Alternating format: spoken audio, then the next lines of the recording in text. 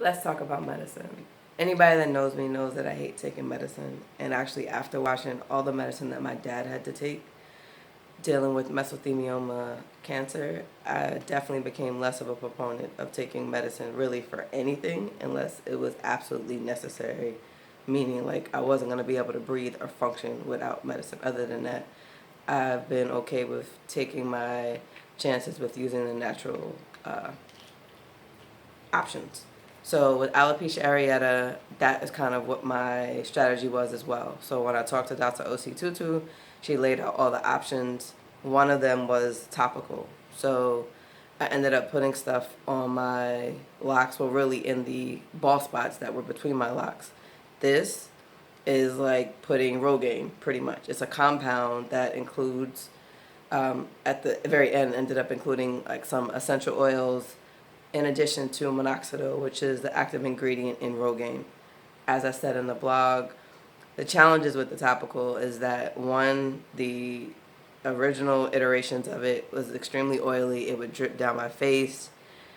And unfortunately, it wouldn't only help hair grow on my head. So it looked like at some points that I had no space between my hair and my eyebrows because hair was growing in between here. So I had to get my eyebrow, or actually get my forehead waxed, which then became irritated. And I was also getting hair on my cheeks and face. And like I said, I was not trying to become part of the beard gang. That is never my intent. So the pharmacist had to keep changing the compound to make it less and less oily, as well as try to help with the extra hair that I was getting. So this was obviously one of the options. Then I was told, and I've always read about the benefits of castor oil. So any woman that ever been in an abuse supply, you see that there's always some castor oil. So this is Jamaican mango and lime black castor oil. So I was using this in between using the topical twice a day. And this was fine until suddenly, once I had shaved off my locks, I started getting irritation. And this actually irritated my scalp. So I could no longer use black castor oil. Then as we moved through the process and my hair continued to fall out and no longer was doing the topical, had been doing the injections, but it looked like that wasn't really going to be working anymore either. I had to move to take an oral medication. So the first medication that I took was Vytorin. So just so you know, there is no actual medicine right now for alopecia. So Vytorin is actually a medicine for folks that have high cholesterol. There have been clinical trials and research done that people with alopecia areata have seen results in terms of hair regrowth by taking Vytorin. So I took Vytorin for maybe like a week or so. I didn't experience any side effects, but I also did not experience any hair growth. So this was short-lived. Then Dr. Ositutu started talking to me about this other medicine, which is called a JAK inhibitor, and it's called Xeljanz.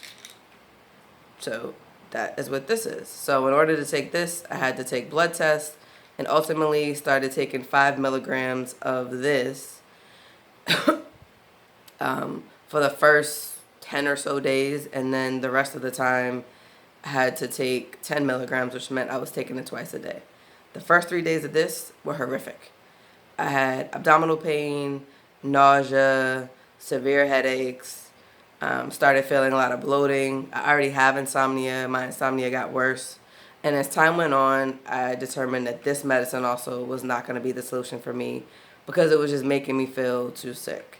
One of the things that actually caused was like foggy brain. So the other thing that I took was vitamin D, and guess what? I can't even find the bottle of vitamin D in my apartment. Not because my apartment looks crazy. I just can't remember because this medicine, unfortunately for my body, it just caused too much disruption, and I've now misplaced the vitamin D. What I will say about the vitamin D is I was taking high dosage of it, so that's like 50,000 IU, and that actually was causing my hair to grow back even before I started taking the Xeljanz. However, I decided that I needed to take a break from medicine because the side effects of Xeljanz thoroughly upset me, and for me was not worth it. I tried to hang in there and took it for 30 days because I wanted to see how it worked and be able to provide other people feedback, because I know this medicine is extremely expensive. People's insurance don't always cover it. So I hung in there, but I couldn't do it anymore. So I'm actually in my last really week of taking Xeljanz, and I'll just be going completely natural. I'll talk more about that in chapter 3, but I will, and I'm happy to answer anybody's questions for folks that want to know a deeper experience about Xeljanz and my personal experience with Xeljanz. So, medicine, not for me.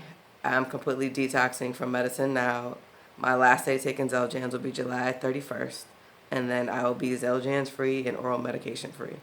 The only things I'll be taking are supplements or vitamins like I've been taking before. So I have a multivitamin. I put collagen powder in my morning smoothies, and I take fish oil. Obviously all natural, no side effects of those. So